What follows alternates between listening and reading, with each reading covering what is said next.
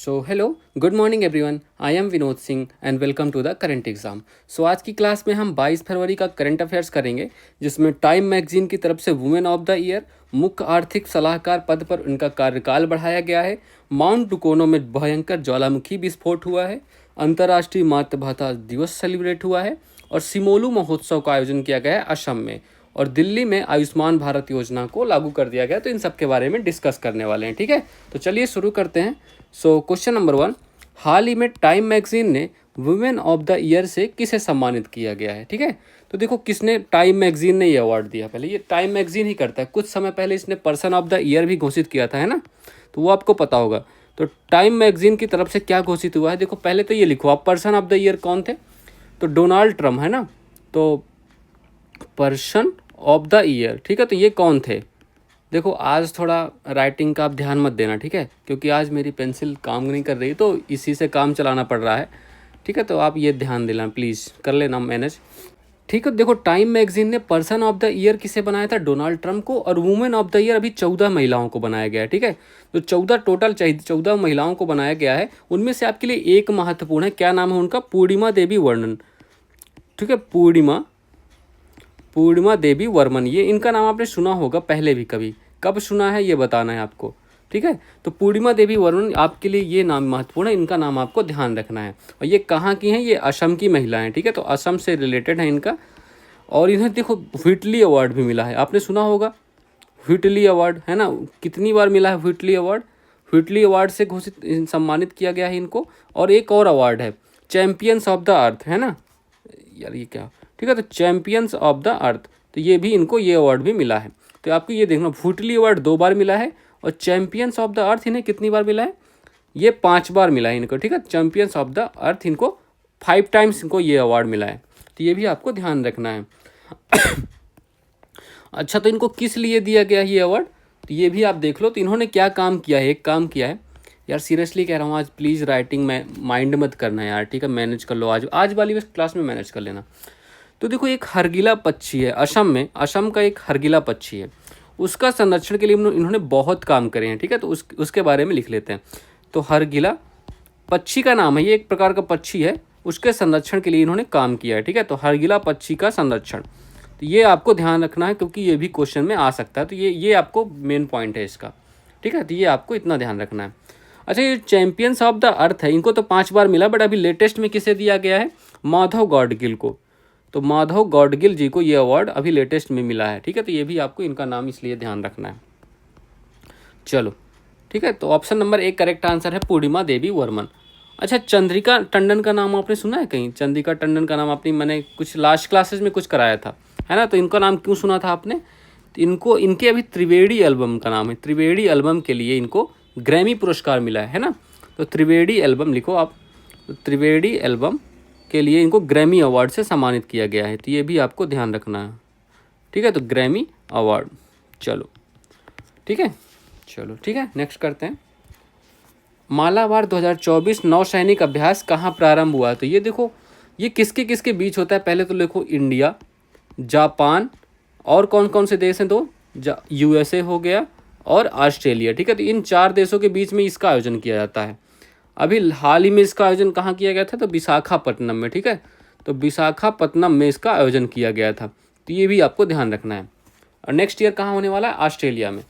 हाल ही में भारतीय सेना में शामिल अस्मी का संबंध किससे है, तो ये सब मशीन गन है, एक प्रकार की सब मशीन गन है। ठीक है, तो ये आपको ध्यान रखना है, ये पूछा जाते हैं क्वेश्चन, ऐसे आए क्वेश्चन। ठीक है, तो सब मशीन गन है अस्मी। हाल ही में अंतर्राष्ट्रीय वित्त निगम ने भारत के पहले ब्लू लोन के लिए किसके साथ साझेदारी की है, ठीक है, तो ये एक्सिस बैंक के साथ साझेदारी हुई है, तो ये आपको ध्यान रखना है, ब्लू लोन के लिए एक्सिस बैंक के साथ साझेदारी। ठीक है, चलो क्वेश्चन नंबर 2, हाल ही में मुख्य आर्थिक सलाहकार पद पर किसे नियुक्त किया गया है, मतलब चीफ इकोनॉमिक एडवाइज़र। ठीक है, तो ये आपको लिखना है, अभी किसे ये अवार्ड मतलब नियुक्त किया गया है, नियुक्त क्या किया गया है, ये तो ये इसका फुल फॉर्म आप जानते हो, चीफ इकोनॉमिक एडवाइज़र। ठीक है, चलो तो देखो जो पहले ये थे, जो आर्थिक सलाहकार थे पहले, कौन थे, वी अनंथा। तो V Anantha Nageswaran, option number B आप ध्यान से देखो। ठीक है, तो option number B Anantha Nageswaran, ये थे आपके चीफ इकोनॉमिक एडवाइज़र। तो इनका नाम आपको ध्यान रखना है, ठीक है। तो चीफ इकोनॉमिक एडवाइज़र कौन थे? वी अनंथा नागेश्वरन, ये पहले थे। तो अभी लेटेस्ट में कौन बनाया गया है? तो कोई नया नहीं आया है, ये आपको ध्यान रखना, कोई भी नया नहीं आया। बट हाँ, जो इनका जो कार्यकाल है, 2 साल का इनका कार्यकाल बढ़ा दिया गया है, ठीक है। तो कार्यकाल को बढ़ाया गया है, तो ये ध्यान रखना, ठीक है। तो कार्यकाल 2 ईयर कार्यकाल इनका बढ़ा दिया गया है, ठीक है। तो इनकी एक फेमस बुक है, उस बुक का नाम लिख लो आप लोग। तो इनकी फेमस एक बुक है, बहुत ही महत्वपूर्ण बुक है, द राइज ऑफ फाइनेंस। तो क्या बुक का क्या नाम है? तो इन बुक का नाम है द राइज ऑफ फाइनेंस, ठीक है। तो ये बुक का नाम आपको ध्यान रखना, ये पूछा जा सकता है एग्जाम में कभी भी, द राइज ऑफ फाइनेंस, ठीक है। चलो, अच्छा, इनका काम क्या होता है? जो चीफ इकोनॉमिक एडवाइज़र होता है, इनका काम क्या होता है? जो इकोनॉमिक सर्वे आता है ना आपका बजट से एक दिन पहले, जो रियल वैल्यूज होती हैं आपकी इकोनॉमिक सर्वे की, तो इकोनॉमिक सर्वे का मतलब रियल जो चीज़ें होती हैं उसके बारे में बताया जाता है। तो इकोनॉमिक सर्वे ये तैयार करते हैं, तो इनका ये काम होता है, ठीक है। तो ये आपको ध्यान रखना, इकोनॉमिक सर्वे तैयार करने वाले यही हैं। चलो, ठीक है। तो option number B correct answer mark करना, ये इनका काम है। और इसका फुल फॉर्म तो आपको पता होगा, चीफ इकोनॉमिक एडवाइज़र, ठीक है। तो ये आपको ध्यान रखना है। चलो, कुछ और पद हैं, इनके बारे में देख लेते हैं कि कौन है, कहाँ पर विराजमान है। इसरो का चेयरमैन अभी हाल ही में किसे बनाया गया है? इसरो का चेयरमैन बनाया गया वी नारायणन को। तो वी नारायणन को इसरो का चेयरमैन बनाया गया है। आरबीआई के गवर्नर कौन है? तो संजय मल्होत्रा, ठीक है। तो संजय मल्होत्रा आरबीआई के गवर्नर, इनका नाम आपने सुना था ना, ये भी हाल ही में किसी एग्जाम में भी पूछा गया है। हाल ही में कैग किसे बनाया गया है? संजय मूर्ति को, ठीक है। संजय मूर्ति जी को कैग बनाया गया, ठीक है, संजय मूर्ति। और आपके 51वें जो चीफ जस्टिस ऑफ इंडिया, मुख्य न्यायाधीश है, क्या कौन है? संजीव खन्ना जी, ठीक है। तो संजीव खन्ना जी का नाम आपको ध्यान रखना है, ये 51 नंबर के चीफ जस्टिस ऑफ इंडिया हैं, ठीक है। तो संजीव खन्ना। राष्ट्रीय महिला आयोग के अध्यक्ष किसे नियुक्त किया गया? विजया राहटकर, इनका नाम आपने सुना होगा, मैंने किसी पहले ही क्लासों में कराया है, विजया राहटकर। अच्छा, अभी हाल ही में लास्ट क्लास में मैंने कराया था, चीफ इलेक्शन कमिश्नर किसे नियुक्त किया गया है? बताओ भाई। चीफ इलेक्शन कमिश्नर किसे? ज्ञानेश कुमार को, है ना। तो ज्ञानेश कुमार को चीफ इलेक्शन कमिश्नर बनाया गया है अभी हाल ही में। किस समिति ने बनाया? 3 लोगों की समिति, पीएम और होम मिनिस्टर और विपक्ष के नेता राहुल गांधी ने मिलकर इनको नियुक्त किया है। चलो, क्वेश्चन नंबर 3, हाल ही में सक्रिय हुए माउंट डुकोनो ज्वालामुखी का संबंध किससे है? ये बताओ। देखो, आप सबको पता होगा रिंग ऑफ फायर के बारे में। रिंग ऑफ फायर जो पैसिफिक ओशियन है ना आपका, प्रशांत महासागर, उसके चारों तरफ के जो रिंग तरफ से बनती है उसको हम रिंग ऑफ फायर के नाम से जानते हैं, है ना। अब वो रिंग ऑफ फायर क्यों जाना जाता है? क्योंकि इस इलाके में आपके बहुत ही ज़्यादा भूकंप, बहुत मात्रा में भूकंप आते हैं, है ना। इसलिए इसको, ये बहुत ही खतरे की स्थान है, इसलिए इसको, और इसकी यही खासियत है कि इसीलिए इसको रिंग ऑफ फायर के नाम से जानते हैं, क्योंकि यहाँ पर सर्वाधिक भूकंप आते हैं। विश्व में सर्वाधिक भूकंप का क्षेत्र कौन है? यही रिंग ऑफ फायर, ठीक है। इसलिए इसको याद रखना है आपको, ये आपको पता होगा, वैसे जनरल क्वेश्चन है, आपको बस मैंने करा दिया, ठीक है। तो देखो, इसी रिंग ऑफ फायर में आपका एक देश है इंडोनेशिया। इंडोनेशिया को आप भूकंपों का देश भी कह सकते हो भाई, सॉरी, ज्वालामुखियों का देश, ठीक है। तो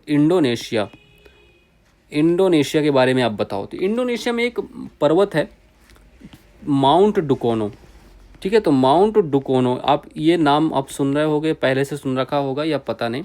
तो माउंट डुकोनो में, इसमें ज्वालामुखी आया है अभी, बहुत ही भयानक, लगभग जानते हो 2 किलोमीटर ऊपर तक, 2 किलोमीटर ऊपर तक इसका लावा गया है फटके। तो एडवाइजरी जारी की गई कि ऊपर से आसपास विमान ना निकले, ठीक है, बहुत ही ज़्यादा खतरा मंडरा रहा है। तो माउंट डुकोनो ज्वालामुखी यही इंडोनेशिया में ही है।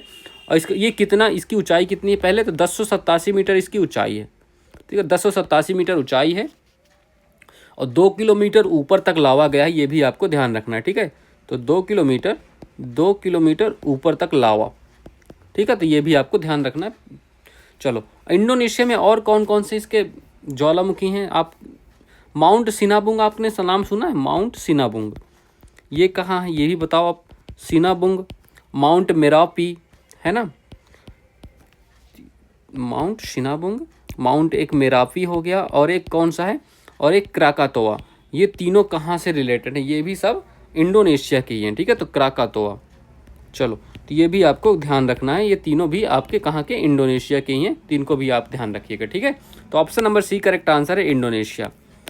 यार आज के लिए आई एम सो सॉरी, मैं सही से परफॉर्म नहीं कर रहा क्योंकि जो इसका पेन है ना यार वो ख़राब हो चुका है, तो मुझे एक अल्टरनेट से काम चलाना पड़ रहा है, वो सही से काम नहीं कर रहा, ठीक है। चलो तो इतना मैनेज कर लेना प्लीज़।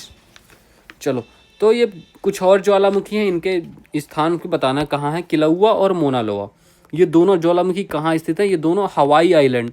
अब ये बताओ हवाई आइलैंड जो है ये किस देश में आता है? तो ये यूएसए के अंडर आता है, ठीक है। तो हवाई आइलैंड ये यूएसए, ठीक है। तो हवाई आइलैंड यूएसए में स्थित है। विसुवियस और एटना ये दोनों कहाँ स्थित है? ये दोनों इटली में। आपने खूब नाम सुना होगा इनका, इटली में, ठीक है। तो ये दोनों इटली में स्थित हैं। चलो बैरन द्वीप कहाँ? ये भारत का एकमात्र ज्वालामुखी है जो सक्रिय है, ठीक है। तो अंडमान एंड निकोबार। ताल द्वीप, ये ताल ज्वालामुखी आपने सुना है कभी इसका नाम? तो ये है आपका फिलीपींस में, ठीक है। तो ताल ज्वालामुखी फिलीपींस में, ये भी आपको ध्यान रखना है, ये आपने सुना होगा शायद पहले भी। देमबंद कहाँ है? तो ये ईरान में, देमबंद ईरान। कोटापैक्सी कहाँ है? तो ये कोटापैक्सी इक्वाडोर, ठीक है। कोटापैक्सी इक्वाडोर। अच्छा भूमध्य सागर का I'm so sorry, चलो क्या हो गया, इक्वाडोर, ठीक है ठीक है।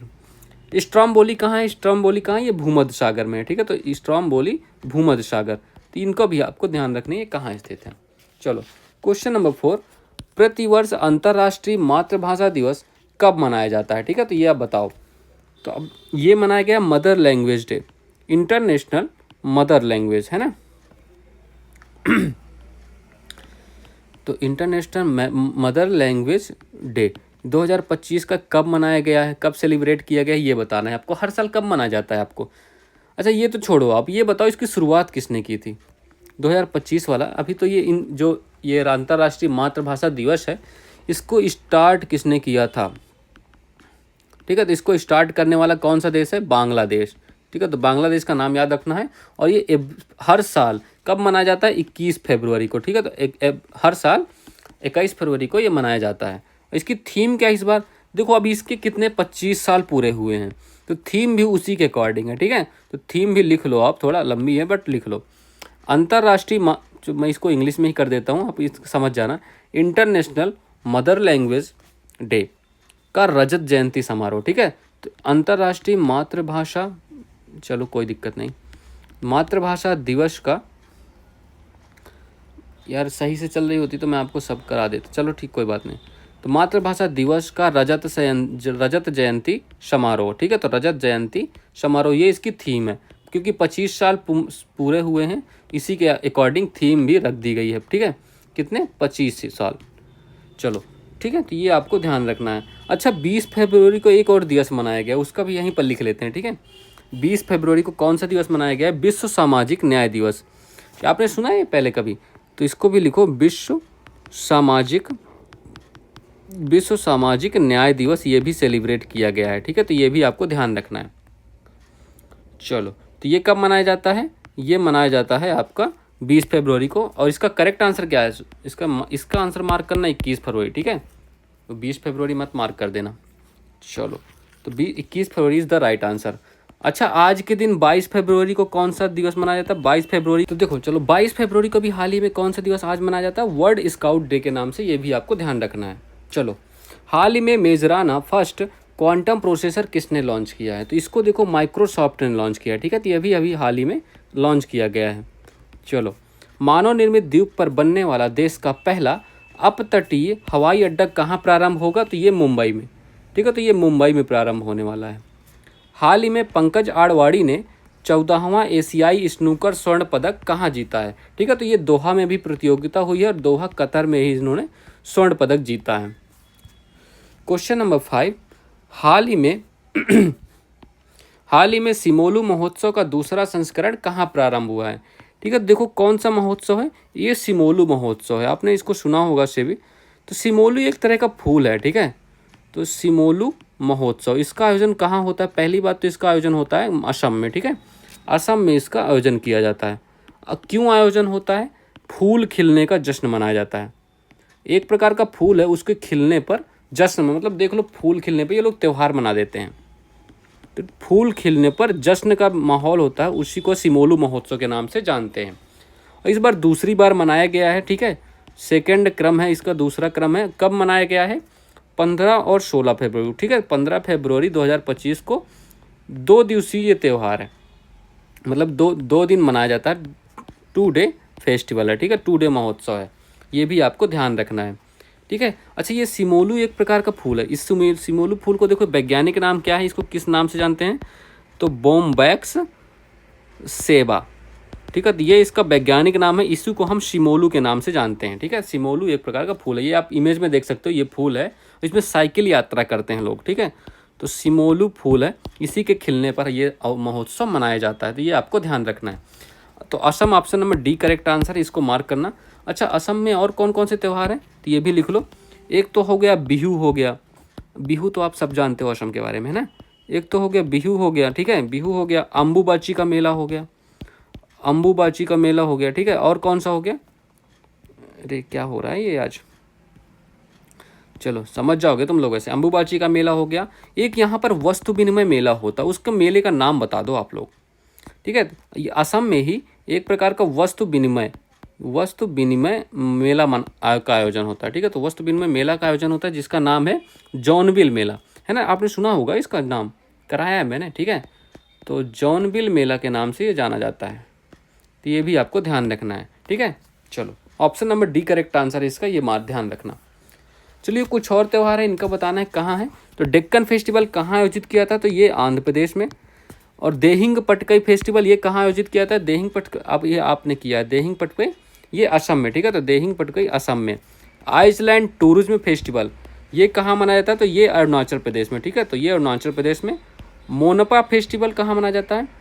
अरे ये अरुणाचल प्रदेश में नहीं होता भाई, तुम लोग बता क्यों नहीं रहे हो, ठीक है। तो आइसलैंड टूरिज्म फेस्टिवल कहाँ होता है? अंडमान एंड निकोबार में। और मोनपा फेस्टिवल कहाँ होता है? ये अरुणाचल प्रदेश में, ठीक है। सोनेपुर कैटल फेयर कहाँ होता है? ये बिहार में, ठीक है। सोनेपुर कैटल फेयर ये बिहार में इसका आयोजन किया जाता है, ठीक है। तो ये चित्र विचित्र फेयर कहाँ आयोजित किया जाता है? चित्र विचित्र फेयर ये गुजरात में। अच्छा, साओ जाओ फेस्टिवल कहाँ आयोजित किया है? साओ जाओ ये गोवा का है, ठीक है। तो गोवा का ये फेस्टिवल है। सूरज कुंड क्राफ्ट मेला ये कहाँ आयोजित किया था? ये हरियाणा में। और लोसार हिमाचल प्रदेश में, ठीक है। तो लोसार त्यौहार कहाँ होता है? ये हिमाचल प्रदेश में। ये भी आपको ध्यान रखने हैं। क्वेश्चन नंबर 6, हाल ही में आयुष्मान भारत योजना के कार्यान्वयन को मंजूरी कहाँ दी गई है? ठीक है, देखो अभी दिल्ली में नया सीएम आया है, तो दिल्ली में ही इसकी मंजूरी दी गई है, ठीक है। तो क्या है आयुष्मान भारत योजना? अच्छा, आप में से कोई बताएगा इसको कब लॉन्च किया गया था? ये आपके लिए होमवर्क है, मैं ये नहीं कराने वाला। तो आयुष्मान भारत योजना, ठीक है, इसको लॉन्च कब किया गया था ये आपका होमवर्क है, और आपको कमेंट करके बताना है, ठीक है। तो आयुष्मान भारत योजना के बारे में बताना है। तो अभी दिल्ली मंत्रिमंडल ने इसको मंजूरी दे दी है, तो दिल्ली मंत्रिमंडल ने मंजूरी दे दी है, दिल्ली में ये लागू हो गया है। इसको लॉन्च कब किया गया था ये आपको बताना है, ये आपका होमवर्क है, ठीक है। लॉन्च वाली डेट आपके लिए होमवर्क है, ठीक है। तो ये आपको बताना है कमेंट करके। इसका उद्देश्य क्या है, ऑब्जेक्टिव क्या है? तो ऑब्जेक्टिव है सार्वभौमिक स्वास्थ्य, ठीक है, मतलब सभी का स्वास्थ्य देख रेख करना स्वास्थ्य के लिए है। तो ये आपको ध्यान रखना है, ये क्वेश्चन पूछा भी गया था एक बार एग्जाम में, ठीक है। सार्वभौमिक स्वास्थ्य की कवरेज को प्राप्त करना, ठीक है। तो ये आपको ध्यान रखना, इसका क्या उद्देश्य है, सार्वभौमिक स्वास्थ्य कवरेज प्राप्त करना इसका मेन उद्देश्य होने वाला है, ठीक है। चलो, अब इसको देखो, दो घटक हैं आयुष्मान जो योजना है, इसके दो घटक है। पहला कौन सा हो गया? आयुष्मान भारत प्रधानमंत्री जन आरोग्य योजना, ठीक है। तो ये लिख लो आप, आयुष्मान भारत PM जय। जय का मतलब क्या होता है? जन आरोग्य योजना, ये आप कॉपी में लिख लो आप फुल फॉर्म। तो इसमें क्या होने वाला है? और दूसरा क्या है? आयुष्मान आयुष्मान आरोग्य मंदिर, ठीक है। तो ये दो घटक हैं, इसके मेन दो घटक यही हैं, इन्हीं के बारे में आपको पढ़ना है। इसमें क्या होने वाला है यही देखते हैं, ठीक है। तो ये आप ध्यान देना। चलो, तो देखो ABPM जय में मतलब आयुष्मान भारत प्रधानमंत्री जन आरोग्य योजना में क्या होने वाला है? 5 लाख पर ईयर, ठीक है। इसमें 5 लाख पर ईयर पर फैमिली को मिलने वाला है इसमें। और ये किस लिए मिलने वाला है? स्वास्थ्य के लिए, स्वास्थ्य को कवर करने के लिए, ठीक है। तो स्वास्थ्य को कवर करने के लिए ये मिलने वाला है, तो ये भी आपको ध्यान रखना है। और ये किन पर लागू होता है? ये जो 70 साल या 70 साल से ऊपर जो भी लोग हैं, ठीक है, 70 प्लस जो ऊपर लोग हैं सभी लोगों पर लागू होगा। मतलब उनके धर्म जाति भेद से कोई भेदभाव नहीं। 70 साल या 70 साल के ऊपर के सभी जितने भी लोग होंगे ना, सभी लोगों पर लागू होने वाला है, ठीक है। और इसमें क्या वित्त पोषण, अच्छा इसका कौन करता है, इसको वित्त पोषण करता है। वित्त कौन देता है इसको, तो इसमें देता है 60% जो होता है केंद्र और 40% राज्य, ठीक है। केंद्र और राज्य का अनुपात है। बट नॉर्थ ईस्ट में क्या सीन होता है, नॉर्थ ईस्ट में इसमें वित्त पोषण में सीन होता है 90 और 10 का। 90% केंद्र करती है और 10% कौन करता है, 10% राज्य करता है, ठीक है।